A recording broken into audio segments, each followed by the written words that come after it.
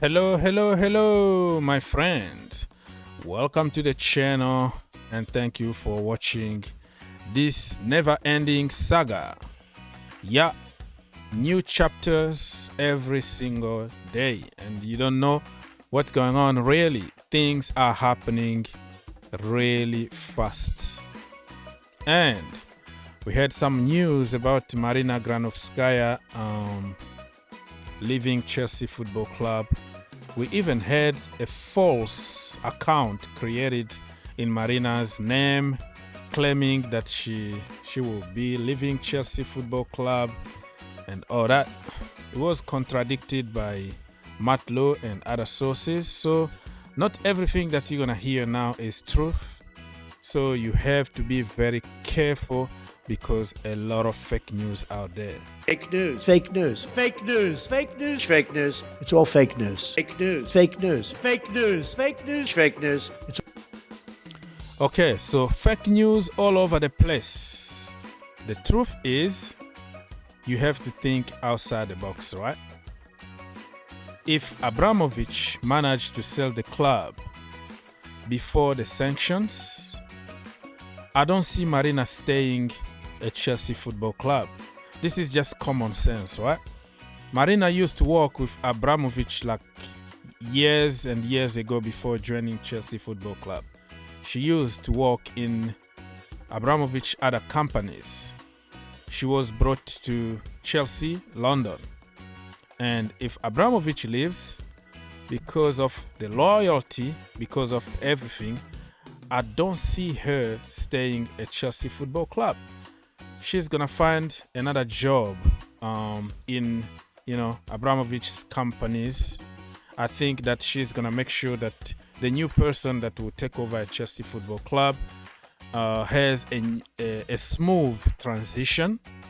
That's the way it is. Just like after electing a president, right? There is a cabinet that will transition to another one. So you need to stay there for a few days and then show people where to make coffee and what we do here, and this file is for such and such, and kind of give the new person the blessing and show him or her what is happening in the company.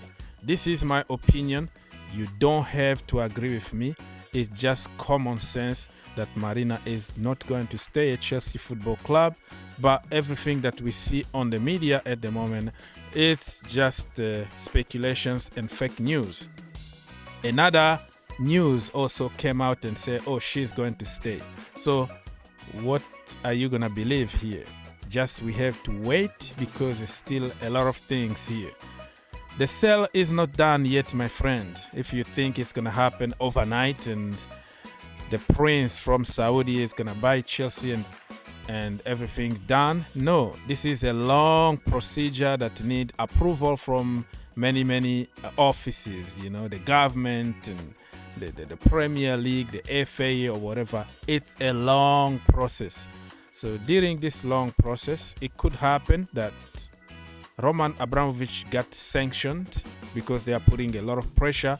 Everything is going to be frozen. No transfer dealings, no even paying players or employees in the team. You need like a special authorization from the government to release some fund for salary or something. So I don't want to get to the details, but many people just want to go straight to the point, black or white. No finances, it doesn't happen that way. And a lot of legal implication in this one. So fingers crossed, even if we receive a bid today, I don't think the operation is going to happen all of a sudden. It's going to take days, weeks, or even months. So let's wait and see.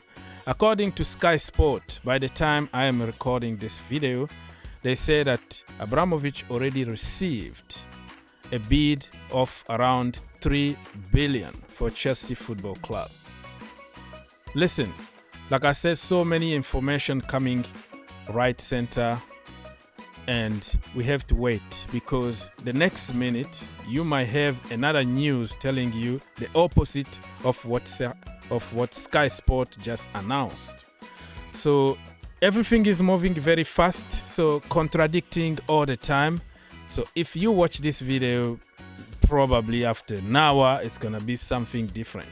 But it's gonna always make sense, because I always talk sense, right? So I introduce to you 2 candidates to take over Chelsea Football Club, or probably 3. The Arab Prince is not like official. Looks like it's more about the will from the fans, you know? It's just a speculations, nothing official. People just want to see him because he got a lot of money and he won't make money out of Chelsea. But nothing, we never heard anything really official. But when it comes to the American or the Swiss guy, we have some official news from Sky Sport and other big sport outlets. So fingers crossed, my friend, fingers crossed. And the other one, Jim, right? Jim Ratcliffe. That guy, the Britain richest guy. He pulled out the deal. Apparently, he didn't want to put a bid or anything. They've been trying to buy Chelsea Football Club for years. Before even all this, Abramovic always said no, no, no. And the guy is called like the Britain richest man. But he only has like 6 billion. That is very poor guy right there. Compared to other billionaire, he's nothing. Nothing really. And also he owns Nice in France. He tried for years to buy Chelsea Football Club from Abramovic. It didn't work out. And then he went to France and bought Nice. So do you think that he's going to abandon Nice all of a sudden and come to Chelsea Football Club? And what is going to be the implication? You can't really own like 2 teams that can eventually compete in the Champions League, right? I don't know how the law work on that one, because we see the group Red Bull on like Salzburg and also Leipzig. So I don't know if it's even legal for him to do that, but I just wanted to tell you that this guy is very poor and also not good for Chelsea Football Club. On top of that, he's a Man United fan.